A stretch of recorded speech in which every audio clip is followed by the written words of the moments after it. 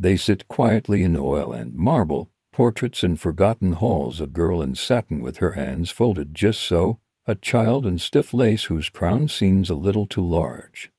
All painted with steady eyes by artists who never heard them laugh. These were the daughters of Europe's great dynasty, Spain, Austria, Portugal, France, descendants of the Catholic kings and the Holy Roman emperors. Their bloodlines drawn like maps across generations. Their lives were not their own, but bound to duty, arranged like a delicate pattern of silk threads, woven cousin to cousin, niece to uncle, second cousin to double cousin, not for love but for power, for land, for continuity. In a world where empires feared the loss of territory more than the loss of a child, marriage was a chess game played with young girls who never saw the board. From birth, they were prepared for this purpose, spoken for before they could speak, their destinies sealed in scrolls and royal seals. Their portraits show soft faces, pale cheeks, hands resting gently on armrests beside lapdogs, and lilies, symbols of chastity and breeding. But behind the embroidered gowns and golden hairnets were bodies that faltered, inherited weakness passed silently through generations, jaws that could not close, wombs that could not bear, lungs that strained, minds that drifted into silence. The same blood that made them noble made them fragile, and still they were expected to smile, to sit, to wed. They wrote few letters, kept few diaries. Their voices were rarely recorded, their thoughts rarely preserved. What remains are the portraits, the marriage contracts, the birth and death dates, fragments of lives once vibrant, now muted. But in that silence is a hum, a soft echo of girls who lived not to rule, but to continue the line, who carried history not in their hands but in their selves. It is tempting, from a modern chair, to look backward with disapproval, to shake one's head at the tangled branches of old family trees, to wonder why they did not stop before it went too far. But history does not bend easily to modern logic. In the world of crowns and crests, of thrones and treaties, marriage was not about affection. It was about survival of name, of land, of dynasty. A kingdom could not be left to chance. Its borders were not merely drawn on maps. They were sewn into cradles. When a king looked across Europe for a match for his daughter, he did not seek fresh blood or distant novelty. He sought familiarity, a cousin, a nephew, even a brother's son. These were men whose loyalties were already written, whose blood already bore the same divine mark, and so lines folded inward. Generation after generation, the same names repeated: Maria, Isabella, Charles, Philip. The same features passed on again and again, like heirlooms: elongated jaws, deep-set eyes, bold lips, and the high forehead of Spain. The Habsburgs are remembered most vividly for it, their family tree so densely intertwined that it resembles not a tree but a wreath. Their devotion to unity led to marriages that, on parchment, strengthened alliances, but in flesh weakened the children born from them. In their eyes, this was duty, to marry beyond the familiar risk splintering the realm. To marry within preserved the shape of empire.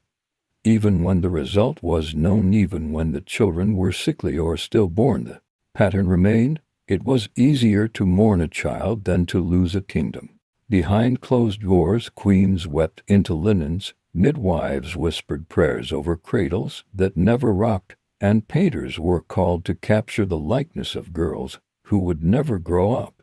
All the while, scribes charted the lineage in ink and wax, recording each union, each birth, each silent end, as though listing assets in a ledger. This was not cruelty as we know it, it was strategy, cold and inherited, passed on like a crown. The daughters, born into this quiet machinery, rarely asked why. Few had the freedom to question, and even fewer lived long enough to understand. To them, the family tree was not something to study, it was something they were, a design they had no hand in drawing, but which would shape every breath they took, every illness they carried, and every child they might bear. And so the map remained, not on paper alone, but in the bodies of royal daughters, delicate lines that told a story no one dared to rewrite. There is a silence that settles over portraits too familiar to be questioned, faces repeated across centuries, eyes that mirror one another not by chance, but by careful, calculated design. Among Europe's royal families, the marks of inheritance were not only titles or territories, they were worn on the body. No dynasty bore this more visibly than the Habsburgs. For them, blood was empire, and empire was blood. Generation after generation, the same unions repeated, so that in time their faces bore the memory of every marriage that had come before. The most famous feature, almost a symbol, was the Habsburg jaw, elongated, jutting, sometimes grotesquely so. It was a visible echo of years of inbreeding. It made eating difficult, speaking at times nearly impossible. Yet it was worn like a crown, undiscussed but accepted. In the portraits of Charles II of Spain, the jaw is more than an imperfection. It is the product of calculation. His face is narrow, his eyes unsure. His lower lip protrudes in a way that no painter could conceal. He was the end of a line that had folded too many times, born of a double uncle-niece marriage. His family tree loops backward. His medical history is no less twisted. Epilepsy, infertility, intestinal problems, and a mind that wandered through fog. He was, some whispered, a ghost before his death. But it was not only the Habsburgs. The Bourbons, too, bore the weight of selective blood. In them, it often hid deeper in the chest, in the lungs, and the heart. Fragile, thin-skinned infants prone to fevers, quick to fall ill, slower to recover. Some lived long enough to rule, others barely long enough to be named. The Bourbon princesses, daughters of France, were admired for their elegance, but many moved through life like candle flames in a draught, their lungs strained in winter. Their hearts fluttered unexpectedly. Their strength was often imagined, not observed, and yet no one questioned the system. No one stopped the cycle, because these traits, these frailties, were born of loyalty, of duty, of a belief that the line must remain pure. Even if the children grew pale and silent, physicians wrote careful letters to kings explaining symptoms that no medicine could cure. Midwives crossed themselves in private. Queens looked away as their daughters coughed blood into handkerchiefs embroidered with royal initials.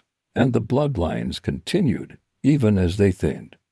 Each new child carried the invisible burdens of the past, every jaw, every lung, every shadowed mind, a small testament to choices made generations before. These were not accidents. These were intentions, grown into bones and breath. There is something haunting about a room where everything is pale. Ivory walls, silk drapes, porcelain, dolls resting quietly on carved chairs. In these chambers, young royal girls and fanas, archduchesses, daughters of thrones, passed their days like petals pressed between the pages of history. Their lives, though adorned, were not free from their first steps. They were taught to move with grace. Their lessons were gentle, always supervised, always quiet. They learned how to bow, how to curtsy, how to hold a fan and a spoon and a prayer. Their days unfolded slowly, each hour marked by a bell or a governess's soft command. Morning brought mass, followed by lessons in embroidery or Latin or polite silence. Afternoon was for music or painting delicate watercolors of fruit or flowers, not because it pleased them, but because it was expected. These were not loud girls. They did not run through halls or climb trees or laugh too sharply. Their bodies were often weak, their lungs too shallow for running, their limbs too thin for climbing. Their joy was measured, like their meals, delivered in porcelain bowls and counted out by women in starched linen. Sometimes their brothers played in the courtyards, learning the feel of swords, the rhythm of horse steps. But the girls remained inside, not because they were less loved, but because they were more fragile and more useful. A healthy daughter was a treaty in silk, a potential alliance, a promise wrapped in lace. So they waited for letters from foreign courts, for portraits to be sent, for proposals whispered through corridors. Their names traveled farther than their feet ever would. Sometimes they married, often they were sent away to colder climates, to unfamiliar languages, to husbands twice their age. Sometimes they remained, locked in ritual, in ivory rooms that grew smaller with each passing year, and always they obeyed, even when they ached, even when their bodies, shaped by centuries of narrowing bloodlines, faltered too soon. The quietness around them was not just etiquette, it was the silence of resignation, of knowing that life was not chosen but arranged. Some found comfort in devotion, others retreated inward. Just a few wrote poems or letters that survived, little windows into the world behind the brocade, but most left only their names, their faces painted in muted tones, their hands folded forever, the infanos of Europe bright pale. And often short-lived were not forgotten because they lacked importance. They were forgotten because they fulfilled it so completely that nothing was left behind, only ivory rooms, where their shadows once sat waiting. She was born beneath ceilings painted with angels, in rooms where even the doorknobs gleamed. Maria, Anna of Spain, entered the world not as a child, but as a hope, a thread in the tapestry of empire, a living extension of treaty and bloodline. Her cradle, carved from dark wood and inlaid with gold, was placed near the altar in the royal chapel so that her first breaths would echo with incense. She was a daughter of kings, niece to emperors, and cousin to nearly everyone of importance across Europe. But even as a baby, her life was already a path drawn in ink, bordered by duty, lit not by stars but by chandeliers. From the beginning, she was watched by nurses, by priests, by tutors and matchmakers, her every movement noted, her every illness carefully recorded. She had soft hands and a sweet face, and was often ill. Her bones ached in the damp Madrid winters, and her tutors reported that she learned quickly but tired easily. As she grew, she began to understand what was expected: stillness, grace, silence, and above all, obedience. Her world was filled with silks and solemnity, with long corridors where footsteps echoed and no laughter lingered. She prayed often, she fasted when told, she posed for portraits she never saw, which were sent to distant courts where men twice her age examined her likeness, as one might examine a rare bird. Her destiny was discussed in languages she did not speak, round tables she would never sit at. When the offer came marriage to her cousin Ferdinand III, the Holy Roman Emperor, there was no question, only preparation. She was 17. Journey from Spain to Vienna was long, and she wept quietly behind the carriage curtain, knowing she would never return. They said she brought warmth to the cold Austrian court. They said she was gentle, pious, and graceful. They said she bore many children, though only a few survived. What they do not say is how many hours she spent in silence, how many prayers she whispered with a hollow heart, how many letters she wrote home that were never answered. They do not speak of her loneliness, or of the way her health declined. With each pregnancy, her body worn thin from the expectations placed upon it. Her last years were marked by stillness. She moved less, smiled less. She died at 39, praised for her devotion, her dignity, her role as empress, wife, mother. But behind the titles was a girl who once longed to walk barefoot in the garden, who once pressed her hand to a window and dreamed of being unseen. Maria Anna lived in a cage made not of bars, but of duty, and though it was gilded, lined with velvet and respect, it was a cage all the same. There are women in history whose names are softened by time, wrapped in legend and misunderstanding, remembered not for what they said or did, but for how others chose to describe them. Joanna of Castile is one of them. To many she is still known by the name history pinned to her like a label, Juana la Loca, Joanna the Mad. But madness is a convenient explanation. It silences questions. It closes the book. And for Joanna, it was easier for others to believe she was mad than to admit she was grieving, or that she was resisting, or that she simply refused to become what they wanted her to be. She was born in 1479 to Isabella of Castile and Ferdinand of Aragon, the Catholic monarchs who shaped a united Spain. Joanna was their third child, not expected to rule, and so she was educated with the seriousness of a royal daughter, but not the crushing weight of succession. She was clever, quiet, and deeply religious. At 16, she was married to Philip the Handsome of Burgundy, a Habsburg, and though it was a political match, they say she fell in love with him. He was charming, tall, golden-haired, and he made her laugh, and then he made her ache. His love was inconsistent, his attentions wandered. He left her, returned, left again. She followed him, wept for him, fought for him. Her emotions, so strong and so open, were not considered appropriate. When she protested his infidelities, they said she was unstable. When she cried too long, they called her hysterical. When she refused to let go of him, even in death, they called her mad, and perhaps she did lose her grip on the world after his death. She kept his coffin near, opened it to gaze upon him, traveled with it for months, through cold Castilian fields. But was that madness or mourning, a grief too deep for royal protocol, a sorrow too inconvenient for men who needed a reason to take her power? After Philippe's death, she was increasingly isolated. Her father declared her unfit to rule.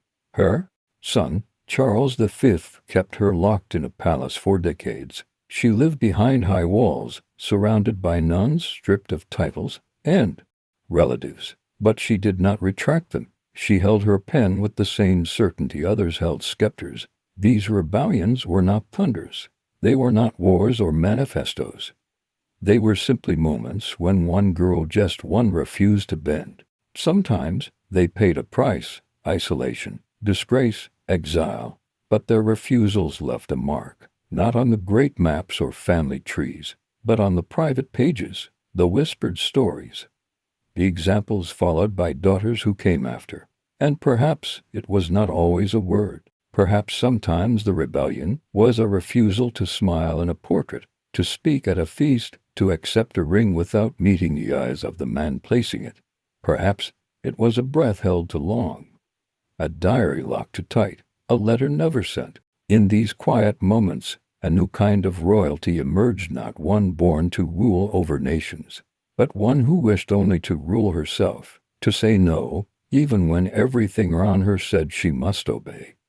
And though history did not always record her name, the silence she left behind was not emptiness. It was space, a small opening, a soft rebellion, through which light might someday enter. For centuries, people whispered their suspicions. They saw the pallor in a princess's face, the stiffness in a royal child's gait, the too long silence in a nursery where laughter should have lived. They noticed the sameness: how cousins looked like siblings, how queens seemed more like nieces than wives, how sons were too often buried before fathers. But they had no names for what they witnessed, only omens, curses, and vague talk of blood. It was not until the rise of modern science that the threads began to be untangled.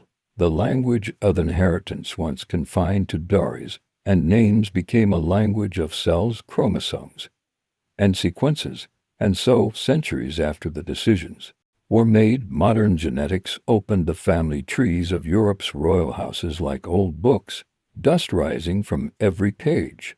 They found patterns, not moral judgments, not scorn, just patterns. Repeated marriages between close relatives increase the chance of recessive genes meeting. And when those genes carry illness, when they hold silent instructions for bones that do not form properly, or minds that do not stabilize, or blood that does not clot, the results become visible and often tragic. In the case of the Habsburgs, geneticists studied portraits and records and uncovered what courtiers only dared to hint at. The famous Habsburg jaw was not a myth, but a clinical condition, mandibular prognathism, passed down through repeated consanguineous unions. The degree of jaw deformity, they found, correlated eerily with how closely related a subject's parents were. In Charles II of Spain, the culmination of generations of inbreeding, the evidence was stark. his family tree folded in on itself, so completely that his inbreeding coefficient was more extreme than if his parents had been siblings. He was sterile, possibly epileptic, likely cognitively impaired, and very much alone, what earlier generations called weakness or divine punishment. Modern science now understands as predictable outcome. In the bloodlines of Europe's royalty, we see textbook examples of genetic bottlenecks, hemophilia in Queen Victoria's descendants, porphyria possibly in the Hanoverians, fragile bone conditions, lung disorders, and neurodevelopmental anomalies scattered across generations. But science does not come only to diagnose. It comes to explain, to translate old grief into knowledge, not to mock the past but to give it clarity. And in that clarity, there is a kind of gentleness, a recognition that what once seemed mysterious was simply the result of choices made with different tools, different fears, different faiths. The kings and queens, emperors, and archduchesses, they did not know about alleles or autosomal recessive traits. They believed in divine right, not genetic risk. They believed that keeping bloodlines pure was a form of strength, not a narrowing of possibility. And now, with microscopes and DNA strands, we look back not to blame, but to understand, to see in their pain not folly, but human limitation, to realize that even in palaces, there were questions no one yet knew how to ask, and perhaps, in that looking back, we come not to judge their silence, but to hear it more clearly. The hush of a room where a sick child sleeps, the pause in a queen's breath as she awaits news from the midwife, the stillness of a painted portrait, unaware that one day is centuries later. Science would study the curve of a jaw and whisper softly, "We see you now." They do not move, they do not age, they do not speak, and yet, in the stillness of their gaze, something lingers soft as dusk, steady as time. The royal daughters of Europe remain where the brush left them, captured forever in oil and varnish, surrounded by lace and emblems and shadows. Their faces look out across centuries, framed in guilt and silence, and we stand before them trying to read what they never said aloud. We search their eyes for hints of resistance, for traces of sadness, for the quiet outline of joy too fragile to last. Some look older than their years. Some smile faintly. Some seem distant, already receding from the world they were painted into. Behind them, velvet drapes, dogs, fruit, emblems of dynasties that once ruled oceans, that once dictated borders, that once built cathedrals for their own memory. But all of it feels so still now, because what remains in the portraits is not power, not wealth, not even beauty. What remains is longing. The delicate ache of girls who had names too heavy for their frames, who wore crowns before they could spell their own titles, who lived through the hush of obligation and were remembered only in marriage contracts and medical notes. We do not hear their voices, but we see their hands small, folded, obedient. We see the shape of their jaws, the slope of their shoulders, the thinness of their wrists. And if we are quiet, if we look gently, we begin to notice the sameness, the repetitions, the way one girl becomes another and another and another, not by choice, but by design. The portraits whisper of a world that did not see them as individuals, but as roles to be played: bride, mother, pawn, peace offering, legacy. And yet, in paint, they endure, not because they wanted to be remembered, but because remembering them means seeing what was never said. It means acknowledging the cost of empire, the cost of inheritance, the soft tragedies tucked beneath embroidered collars and pearl necklaces. In museums, they hang with titles: Infanta, Archduchess, Queen Consort. But beyond the plaques, there is more. There is a child who once held a doll before she held a scepter. A girl who once whispered a wish into a pillow she didn't own. A woman who once hoped for a daughter who might live freely. The portraits do not weep, but they do not smile either. They wait, patiently, as they always did, and we, who come centuries later, are left with the quiet task of seeing them not as symbols, but as souls. not as history's decorations, but as its daughters, still there, still watching, still asking, in the stillness, to be known. Surrounded by attendants, tutors, ladies-in-waiting, confessors, physicians, and maids, their days were structured down to the minute, their movements observed and corrected before they could become habits, their every glance, every word, every breath carried the weight of image. A princess must never appear impatient, never raise her voice, never speak out of turn. She must be graceful at all times, gracious in all company, obedient in every thought. And so, little by little, they disappeared inside themselves. Friendships were difficult. Their equals were usually sisters, and sisters were rivals for dowries, for attention, for marriages that might come only once. Other girls their age were servants or companions, always aware of difference, always at a distance. They played but carefully. They laughed but softly. The palace walls, though covered in tapestries and art, were still walls, and beyond them, the world was forbidden. A royal girl could not run in the streets, could not climb trees, could not hide in the kitchen and steal a sugared plum. She could look out the window, but she could not go. Her garden was enclosed. Her games were rehearsed. Even her prayers were recited under watchful eyes. At night their chambers were quiet to quiet, no sibling to whisper to, no mother to tuck them in, only candles and servants and echoes. They slept on sheets embroidered with their own initials, beneath ceilings painted with angels who never came down, and sometimes, when they cried, no one asked why. Because what could a princess possibly lack? She had dresses, pearls, music, lessons, foreign books, but she lacked touch. She lacked freedom. She lacked the gentle, unstructured love of a life not shaped by ceremony. Some found comfort in dolls and journals, in pet animals who asked nothing of them. Some turned to religion, folding their loneliness into prayer. Others grew bitter, angry, withdrawn. A few tried to rebel, quietly at first, then more openly. But most did what they were taught to do, smiled, curtsied, obeyed. They became portraits of poise and polish, even as something hollowed out inside them, and no one asked about that silence. Because it was tradition, because it was useful, because it looked beautiful on the outside, but behind every crown braided into their hair, behind every perfect curtsy, behind every delicate smile, there was a girl waiting to be held not as a future queen, not as an asset of empire, but simply as a child, a girl who had never been truly alone, but had always been terribly lonely. Royal families are built to endure. That is what they are told.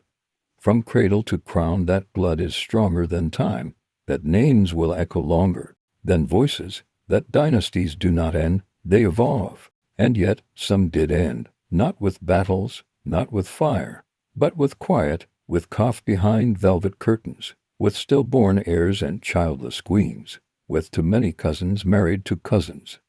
Until the tree bore no fruit, Europe watched over centuries as once mighty lines dwindled, not from war, but from within. The Habsburgs, who had ruled half a continent, found their empire inherited by strangers. The Spanish branch ended with Charles II, infertile, feeble, a man whose body could not carry the weight of centuries. His death marked the close of a line that had folded too tightly, one marriage too many between aunt and nephew, between uncle and niece. He left no children, only paperwork, only treaties. The crown passed to a Bourbon, and the family name so carefully guarded was buried within. In France, too, the Bourbon line suffered. Daughters died in infancy, sons perished of fevers. In some generations, none reached adulthood. The great halls of Versailles grew quieter with each death, their gilded ceilings reflecting only stillness. And it was not just the famous dynasties. Smaller houses vanished into history with even less noise. Principalities passed to in-laws. Duchies were absorbed into empires. A queen with no heir became a footnote. A princess whose womb remained empty was remembered only for her gowns. The extinction was not dramatic. It was slow, like mist settling. Over a field, one fewer baptism, one fewer wedding, one fewer name in the succession list, and then silence. These were not endings history liked to tell. They lacked romance, lacked violence, lacked spectacle, but in the spaces left behind in the locked rooms, the closed diaries, the portraits that were never updated, there is a story of women who tried again and again to produce what the crown demanded, of men who aged without sons, of lines that bent, then broke, then vanished. Sometimes all that remains is a tomb in a cathedral, a name carved into stone, a coat of arms faded in a chapel window, and no child to carry the key, no hand to reach for the seal. These were the quiet extinctions, dynasties that vanished not in fire, but in stillness, not with a roar, but with a sigh. And no matter how many titles they once held, how vast their lands once were, how many altars they built or treaties they signed without children, without breath, without the fragile continuity of life, the bloodlines ended, not because they were weak, but because they had been stretched too far, too thin, too long, and no one noticed until they were gone. In the grand pattern of royal life, obedience was the thread that held it all together. From the moment a princess could speak, she was taught not to question, only to nod, to smile, to wait. Her life was written for her, her choices folded into decisions already made by others, her future charted out before her feet had touched foreign soil. And yet, once in a great while, a girl said no, not loudly, not in fury, but softly, firmly, enough to be heard by those who had never expected defiance. These refusals did not always change the course of history. Sometimes they were swallowed, silenced, punished, but they existed, and they mattered. They were small revolutions in rooms scented with incense and rosewater. One such voice belonged to Christina of Sweden. Though not born into the Habsburg or Bourbon lines, her story is tied by the same golden chains of expectation. Crowned queen as a child, she was raised with tutors and philosophers, trained to rule but also expected, eventually, to marry and provide an heir. But Christina saw the cage before it was shut. She dressed in men's clothing. She refused all proposed husbands. She questioned doctrine. And when the moment came, she gave up her throne, stepped down, left the kingdom that had raised her. Her decision scandalized Europe, but she did not explain, not entirely. She walked away from a destiny carved for her and never looked back. In Austria, Archduchess Maria Christina, the favorite daughter of Maria Theresa, begged to marry for love, not alliance. Her mother, iron-willed and politically astute, had married off her other daughters without hesitation. But something in Maria Christina's quiet pleading softened her. She was allowed to marry a man of her choosing, rare, extraordinary, and quietly transformative. In Spain, and Fanaiolia resisted her family's constraints by writing. Her words, critical of the court, shocked her decisions. For more than 40 years, she was a queen in name only. She was not allowed to walk freely, to write openly, to speak without supervision. Her hair grayed, her body thinned. The fire in her dinned, but it never went out. She signed documents as queen even when no one listened. She prayed. She remembered. She endured. And still, they called her mad. But perhaps Joanna was not broken. Perhaps she was too strong in a world that preferred silence. Perhaps she loved too fiercely, mourned too honestly, and refused to be obedient in the quiet, practiced way they demanded. Madness is easy to write down, easier than explaining a woman who did not forget, did not bend, did not let the world decide how she must grieve. And so she remains Joanna of Castile, locked in memory, locked in towers, locked in a story she did not choose, but never stopped inhabiting. She is one of the most recognizable faces in royal art, though few know her name. In Diego Velázquez's great painting Las Meninas, he stands at the center, luminous in a pale dress, her golden hair carefully waved, her eyes solemn beyond her years. This is Margaret Theresa of Spain, the child at the heart of the Habsburg court, surrounded by attendants and silence. Even in that famous moment painted into stillness at 5 years old, her fate was already decided. She was a daughter of two bloodlines that were one and the same, born to Philip IV of Spain and Mariana of Austria, who themselves were uncle and niece. Her genes, twisted tightly into a familiar pattern, were both her inheritance and her burden. From infancy, she was treated as both a symbol and a solution promised to her double cousin Leopold, the future emperor, before she could speak his name. Her life was carefully measured. How she stood, how she smiled, how often she coughed. The court whispered constantly about her health. She was lovely, they said, and bright, but always a little delicate. Her steps were light, her voice soft, her bones thin beneath the heavy fabric she wore. As a child, she was already an ambassador posing for portraits that were sent across Europe. Her image examined by men she would one day call husband, and always the talk of her lineage accompanied her. The Spanish court kept its daughters close, reluctant to send them abroad, and so her wedding was delayed again and again, even as her health declined. At 14 she was finally sent to Vienna, her pale cheeks carefully powdered, her dowry meticulously packed. The journey was long, and so was the separation from her language, her home, her mother.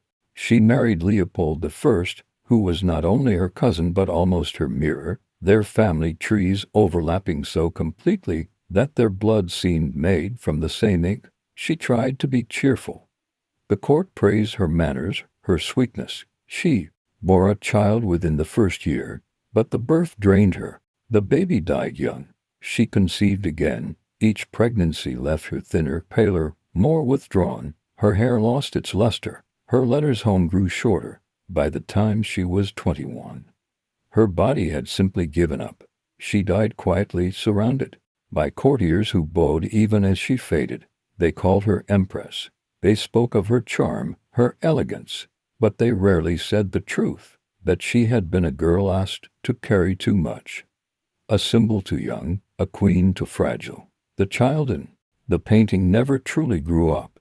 Margaret Theresa lived a life that was decided for her before she drew breath, and though her face remains fixed forever in the brushstrokes of a masterpiece, the girl herself was only passing through a flicker of gold, a soft breath, a life pressed flat beneath the weight of inheritance. They were born into halls that echoed with music and soft footsteps, their lullabies sung in German, Italian, and Latin, their cradles carved from polished walnut and laid beside altars. The daughters of the Habsburg court Austrian archduchesses arrived into the world not as individuals, but as intentions.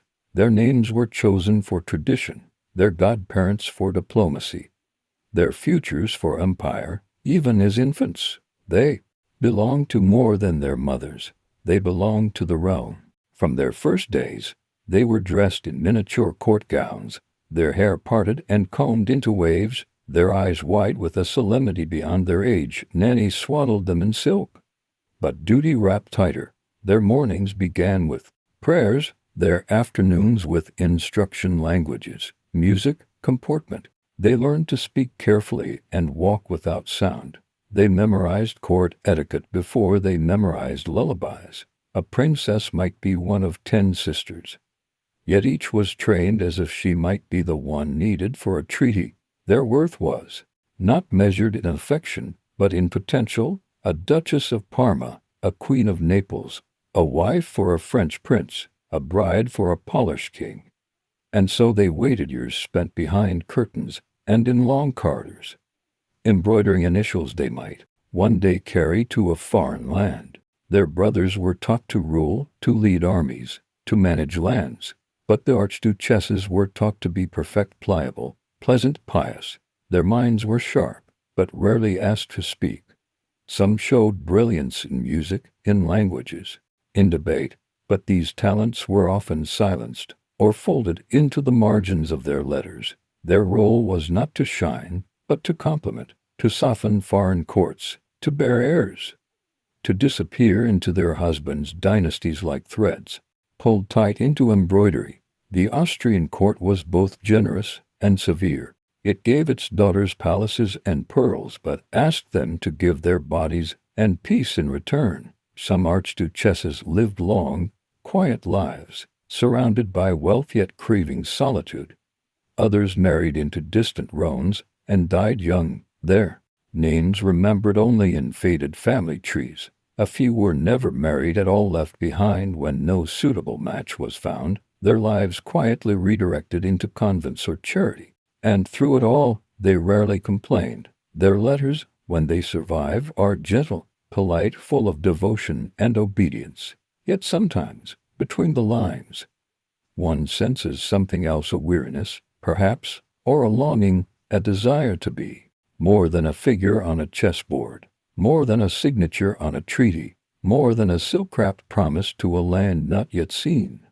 The Austrian archduchesses lived behind veils of elegance and responsibility. They were born into beauty and handed over to duty, and though their names are embroidered across the maps of Europe, the women themselves often remain in shadow, refined, dignified, and almost invisible. It is easy to imagine that a palace is never quiet, that behind gilded doors there is always music, always conversation, always warmth, but silence lingers even in the grandest rooms. And for royal girls, raised in marble corridors and watched by dozens of eyes, loneliness was not an exception.